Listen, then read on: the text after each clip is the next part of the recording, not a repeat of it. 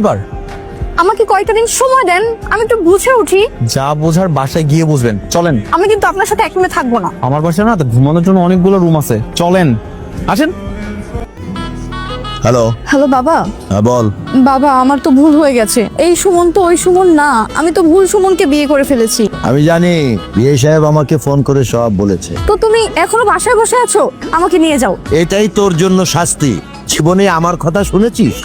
আমাকে জোর করে নিয়ে গেলি, সুমনকে বিয়ে করলি। সেই সুমন উঠাও। তারপর তারপর তুই কি করলি? ভুল এক সুমনকে বিয়ে করলি। বারণ করলাম, সময় নিতে বললাম, কিন্তু না, বুড়ো বাবাকে আঙ্গুল দেখিয়ে বিয়ে করে ফেললি।